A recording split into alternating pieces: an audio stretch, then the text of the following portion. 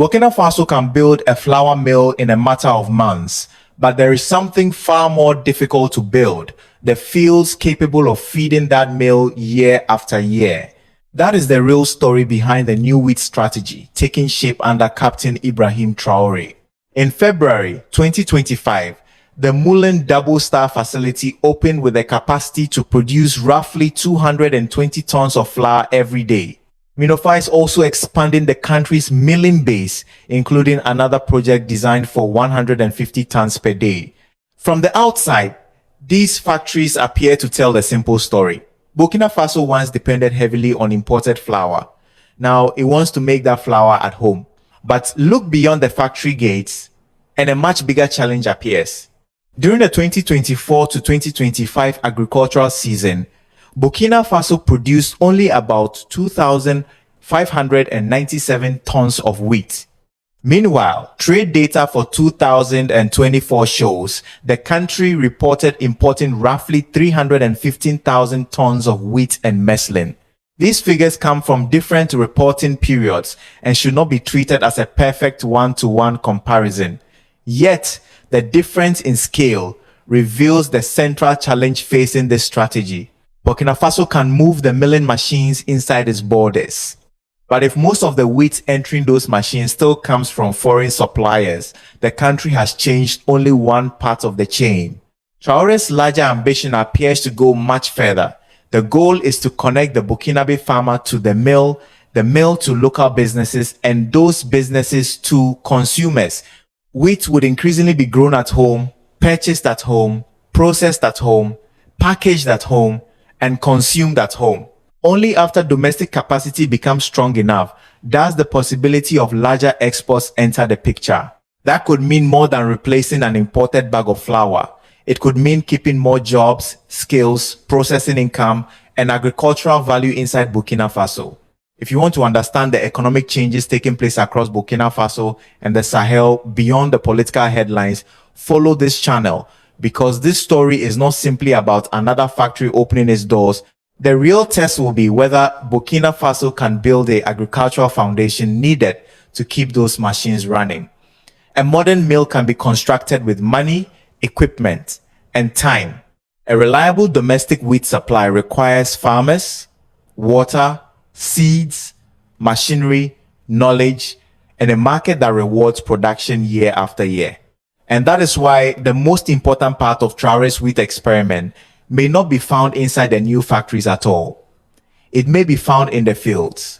To understand why Burkina Faso's wheat strategy matters, we need to follow the money before following the flour. In 2024, Burkina Faso reported importing roughly 315,000 tons of wheat and mesclun, worth about $105 million. France was the largest supplier in that data set, followed by countries including Poland, Russia, and Romania. At the same time, Burkina Faso also imported more than 10,000 tons of finished wheat flour worth roughly $4 million. Those numbers reveal two very different kinds of dependence. The first is easy to see. When finished flour arrives from abroad, much of the processing has already happened somewhere else. The milling work, part of the industrial profit, and some of the value added to the grain remain outside Burkina Faso. Building domestic mills can begin changing that. Instead of importing every bag as a finished product, wheat can enter the country as grain and be processed by Burkinabe workers inside Burkinabe factories. But there is a second layer, and it is much harder to solve. Even when flour is milled inside Burkina Faso, the country remains dependent on foreign suppliers if the wheat itself is imported. In other words, domestic milling can move an important part of the value chain home without yet making the entire chain domestic. That distinction is essential because it separates industrial progress from complete agricultural self-sufficiency. This also explains why the roughly $105 million spent on imported wheat matters more strategically than the roughly $4 million spent on imported flour. Replacing finished flour can protect processing jobs and strengthen local factories. Replacing even parts of the imported grain would go further. It could redirect more economic activity toward Burkinabe farmers, agricultural workers, transporters, storage operators, and rural communities. But this transition cannot happen overnight. Foreign wheat currently fills a real economic need. If imports were reduced faster than domestic farmers could replace them, mills could face shortages, production costs could rise, and consumers could ultimately pay more for bread and other foods. Economic sovereignty means little if ordinary families cannot afford the final product. So the challenge facing Ibrahim Traore is not simply to reduce imports. It is to replace dependence with productive capacity step by step without breaking the supply chain in the process. And that brings us to the most difficult part of the entire plan. How much wheat can Burkina Faso's own fields actually produce? Now we arrive at the part of the strategy that no factory inauguration can solve by itself. During the 2024 to 2025 agricultural season, Burkina Faso cultivated roughly 1,343 hectares of wheat and harvested about 2,597 tons. Compare that scale with wheat imports measured in the hundreds of thousands of tons, and the size of the challenge becomes clear. These figures cover different reporting periods, so they should not be treated as a perfect comparison, but they reveal something important. Burkina Faso's domestic wheat sector is still at an early stage. The government wants to change that quickly. For the 2025 to 2026 season, the target was raised to roughly 6,000 tons of wheat. That would be more than twice the previous harvest. It is an ambitious increase, but even if the target is reached, domestic production would still remain small compared with the country's recent import requirements. This is why claims that Burkina Faso has already achieved wheat independence would be misleading. The country is trying to build that capacity, not celebrating its completion. Growing wheat at this scale requires much more than distributing seeds. Farmers need suitable land, reliable irrigation, fertilizer machinery, technical knowledge, and equipment for harvesting and handling grain after it leaves the field. Burkina Faso's own agricultural authorities have identified several of these problems, including irrigation and shortages of appropriate planting, harvesting, and post-harvest equipment. There is also a basic economic question. Farmers must have a reason to grow wheat. If another crop offers better returns with less risk, patriotic appeals alone will not keep wheat in the ground year after year. Farmers need dependable buyers and prices that make production worthwhile. The connection between the farm and the flour mill therefore becomes just as important as the machinery inside the mill. This is where Traore's strategy faces its most demanding test. A government can approve an industrial project. Investors can purchase milling equipment. Construction crews can raise a factory in months. Agriculture follows a different clock. Soil, water, weather, knowledge, investment, and farmer confidence must come together season after season. That is why the future of Burkina Faso's flour industry may ultimately be decided far away from the noise of industrial machinery. If the fields expand and productivity improves, the mills can gradually rely on more Burkinabe wheat.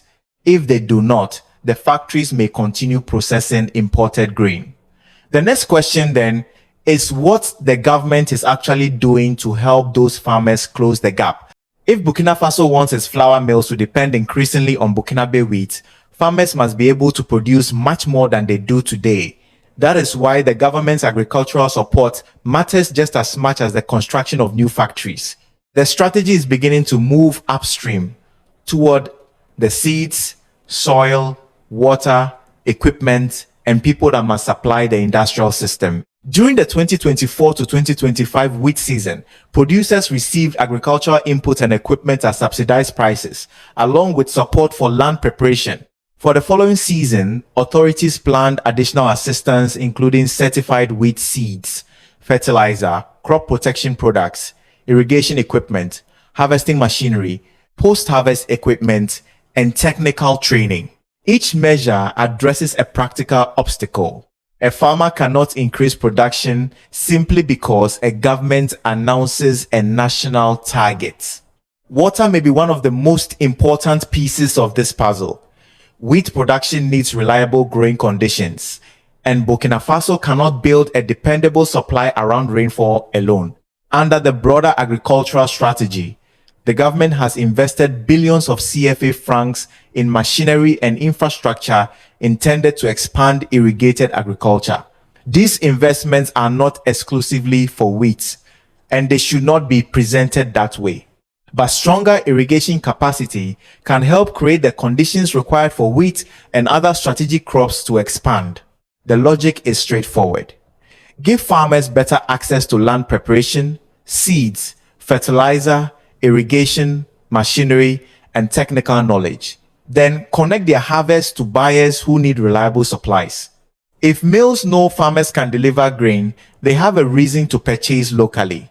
If farmers know mills will buy their wheat at sustainable prices, they have a reason to plant more. That relationship can gradually turn separate government programs and private factories into a functioning domestic value chain. But government support alone cannot guarantee success. Equipment must remain operational. Irrigation systems must be maintained. Inputs must reach farmers on time. And local wheat must eventually compete on cost and quality. Otherwise, subsidies can become expensive without creating a durable industry.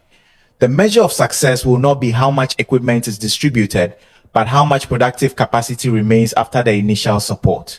This is why the next stage of the story matters so much. Burkina Faso is not waiting for domestic wheat production to become enormous before building processing capacity. It is developing the industrial side at the same time. And one factory in particular shows how large that ambition has already become: Moulin Double Star. The industrial side of this strategy becomes much clearer when we look at Moulin Double Star. The facility was inaugurated in February 2025 with an investment of roughly 15 billion CFA francs, or about $24 million. Its design capacity is approximately 220 tons of wheat flour per day, along with about 80 tons of bran. For Burkina Faso, this is more than another factory. It represents an attempt to move an important stage of the food economy back inside the country. Consider what happens when finished flour is imported. The wheat has already been milled somewhere else. Much of the industrial labor, processing income, technical experience, and business activity connected to milling has already been captured abroad. But when grain is processed inside Burkina Faso, more of those activities can take place at home. Burkinabe workers operate the machinery. Local companies can participate in transportation, packaging, maintenance, storage, and distribution. Even when the wheat itself is imported, domestic milling allows the country to retain more value than simply importing the finished bag. Moulin Double Star is also important because the project has been associated with plans to develop wheat production in areas including Bagre and Samandeni. That points toward the next stage of the strategy. The long-term objective cannot simply be to replace imported flour with flour made from imported wheat. The stronger model is to connect domestic processing with a growing domestic supply of grain. If that connection works, the economic effect spreads beyond the factory. Farmers gain another potential market. Transporters move grain from producing areas. Storage facilities become more valuable. Workers earn income from processing and distribution. Bakers and food businesses gain another domestic supplier. Money that once left the country at several stages of the chain can circulate through more Burkinabe hands before the final loaf reaches the consumer. But a large factory also creates a large appetite for raw material. A mill designed to produce hundreds of tons of flour every day needs a dependable flow of wheat. If local farms cannot provide enough, imported grain remains necessary.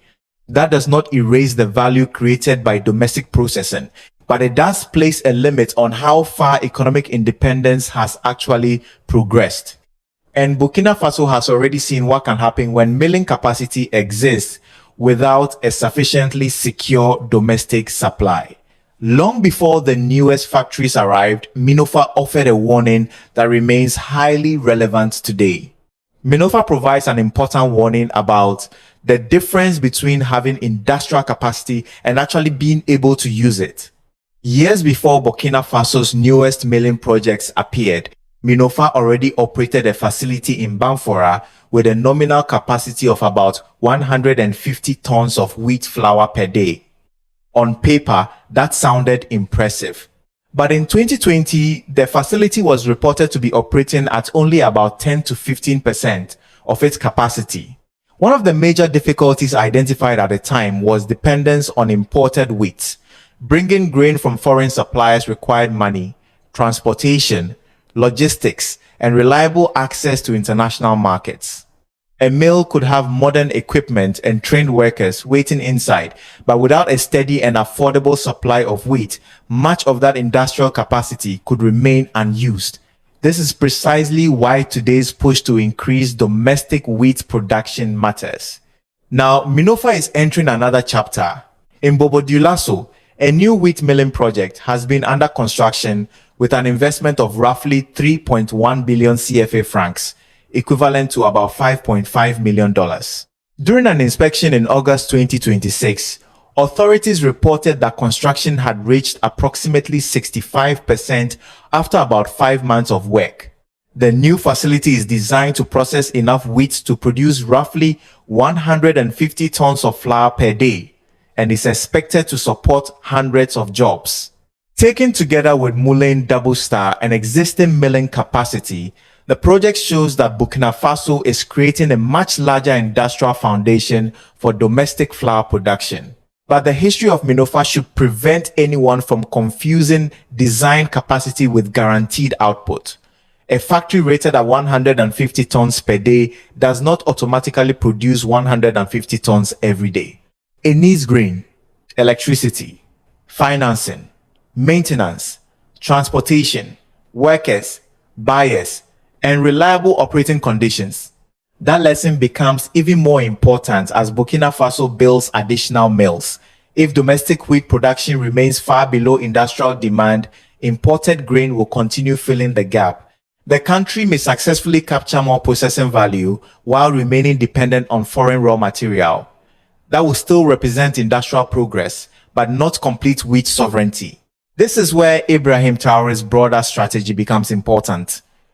The real question is no longer whether Burkina Faso can build another mill. It clearly can.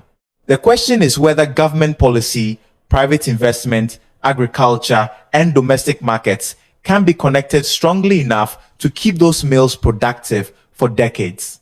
And that takes us directly to Traore's attempt to change the economic rules of the game. For Ibrahim Traore, the flour mills fit into a much larger economic idea. His government has repeatedly emphasized transforming more raw materials inside Burkina Faso instead of allowing much of their added value to be created elsewhere. Wheat is only one example. Similar ambitions can be seen in projects involving corn, cashews, edible oils, and other agricultural products. The common principle is simple: produce more, process more, and keep a greater share of the economic activity at home. This is why Traore should not be described merely as the man building flour mills. The emerging model involves several actors. The state provides direction, agricultural support, infrastructure, and protection for selected domestic industries. Private investors provide capital, industrial equipment, management, and production capacity. Farmers are expected to provide an increasing share of the raw materials. Consumers then provide a domestic market that allows these businesses to survive and expand. Moulin Double Star illustrates this approach. Rather than being simply a state-owned industrial project, it demonstrates how private capital can participate in the government's industrialization agenda. At its inauguration, Traore encouraged Burkinabe entrepreneurs and citizens living abroad to invest in productive industries at home. The message was that economic sovereignty cannot depend on government spending alone. Domestic businesses must also be willing to build factories, take risks, employ workers, and develop supply chains. Traore's influence is therefore partly political. He can make local processing a national priority. He can direct public resources toward irrigation, agricultural machinery, and infrastructure. His government can also regulate imports to give domestic producers more room to develop. But political determination cannot eliminate economic reality. Local factories still have to control costs, Farmers still need profitable prices. Consumers still need affordable flour. And companies still need to become efficient enough to survive without permanent protection. That distinction matters because the success of this strategy should not be measured by speeches or factory inaugurations alone. It should be measured by whether domestic production rises, whether factories operate near sustainable capacity, whether farmers earn reliable income, and whether ordinary families can buy locally produced food at reasonable prices. Traore is attempting to move Burkina Faso from being primarily a buyer of imported finished goods toward becoming a processor and eventually a stronger producer of its own raw materials. If that transition succeeds, exports could follow. But before Burkina Faso can sell more flour beyond its borders, Traore's government must confront another difficult question. How much protection should domestic industry receive while it is still learning to compete? Once a country begins building domestic factories, another question appears. Should those new industries be left to compete immediately against established foreign suppliers, or should the government protect them while they grow? Burkina Faso has chosen a more protective path. Wheat flour has been among the products subject to special import controls, while the government has argued that such measures can encourage consumption of locally produced goods, reduce external dependence, and strengthen domestic industry. The reasoning is understandable. Imagine asking a Burkinabe investor to spend billions of CFA francs building a flour mill, hiring workers, maintaining machinery, and developing local distribution. If that factory must immediately compete without limits against large foreign producers with mature supply chains and economies of scale, the domestic business may struggle before it has time to become efficient. Temporary protection can give a young industry room to develop, but protection carries risks. If foreign competition is restricted for too long, local producers may have less incentive to lower prices, improve quality, or become more productive. And if domestic supply cannot meet demand, restrictions on imports could contribute to shortages or higher prices. In the end, the person buying bread should not be forced to finance an inefficient industry forever.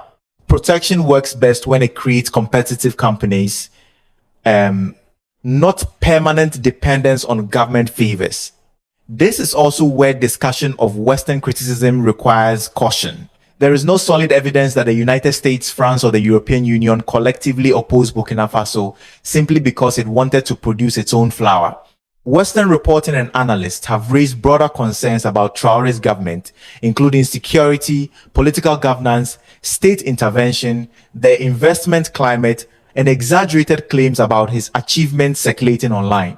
Those criticisms should be examined rather than dismissed. At the same time, criticism from Western institutions does not mean they oppose Burkina Faso's agricultural development.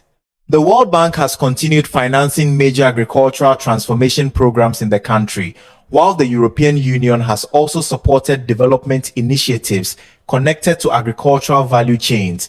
The reality is more complicated than a simple story of Africa against the West. The strongest response to critics, therefore, will not come from slogans. It will come from results. If Burkina Faso can raise farm production, keep its mills productive, create sustainable jobs, maintain affordable flour, and eventually compete without heavy protection, the economic case will speak for itself. And if that happens, the lessons could extend far beyond Burkina Faso. If Burkina Faso succeeds in building a stronger wheat value chain, the next question will be what happens after domestic demand is increasingly supplied at home. The country has already recorded small exports of wheat flour, including roughly 250 tons sent to Togo in 2024. That amount is tiny compared with Burkina Faso's imports, so it would be premature to call the country a major flour exporter. But it shows that regional trade is not merely theoretical. For Burkina Faso, the most logical future markets may be closer to home. Mali, Niger, and other countries across the Sahel and West Africa offer a regional market where transport distances can be shorter and economic interests increasingly overlap. Burkina Faso, Mali, and Niger are already deepening cooperation through the Alliance of Sahel states. If their industries develop together, regional trade could become an important part of a broader strategy to reduce dependence on finished goods produced outside Africa. But there is a lesson here for other African nations. Building a factory is not enough. Governments must think about the entire chain. Farmers need seeds, water, equipment, knowledge, financing, and dependable bike buyers. Factories need reliable raw materials, electricity, transportation, skilled workers, and customers. Consumers need quality products at prices they can afford. If one link fails, an impressive factory can become an expensive building operating far below capacity. A second lesson is that processing locally should be viewed as a beginning rather than the final destination. Milling imported wheat inside Burkina Faso keeps more jobs and industrial activity at home. Growing more of that wheat locally could keep even more value in the country. The same principle can apply elsewhere in Africa to cocoa, coffee, cotton, cashews, minerals, and many other commodities that often leave the continent before the most valuable processing takes place. A third lesson concerns protection. Young industries may need breathing room, but protection must eventually produce efficiency. Otherwise, consumers pay the price, and farmers must share in the gains. Economic sovereignty means little if value merely moves from foreign companies to a small group of domestic businesses, while rural producers remain poor. The larger opportunity is therefore not isolation. It is stronger African production connected to stronger African markets. Burkina Faso's experiment matters because it asks whether a country can capture more steps between the field and the finished product. If that model proves sustainable, the lesson could travel far beyond a single bag of flour.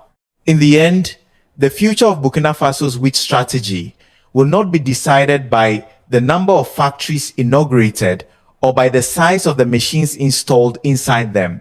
It will be decided by whether the country can connect those machines to productive fields, reliable farmers, affordable food, and a market strong enough to sustain the entire chain. Burkina Faso has not yet achieved wheat self-sufficiency. Domestic production remains small compared with the enormous volume of grain the country has been importing. But something important is changing. Instead of accepting that most stages of the wheat economy must remain outside the country, Burkina Faso is trying to bring more of them home. Milling is expanding, farmers are being encouraged to produce more wheat. Irrigation and agricultural equipment are receiving greater attention. Private investors are entering processing, and government policy is attempting to create space for locally produced goods. The objective is not simply to replace a foreign bag of flour with a Burkinabe bag.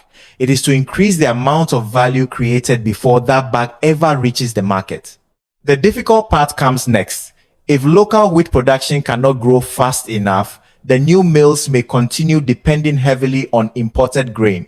If protection raises prices without improving productivity, ordinary families could carry the burden. But if farmers expand production, factories become efficient, and local flour remains affordable, Burkina Faso could gradually move from import substitution toward regional exports. That would turn today's industrial project into something much larger than symbols. And this is why the story matters beyond Ibrahim Traore or Burkina Faso.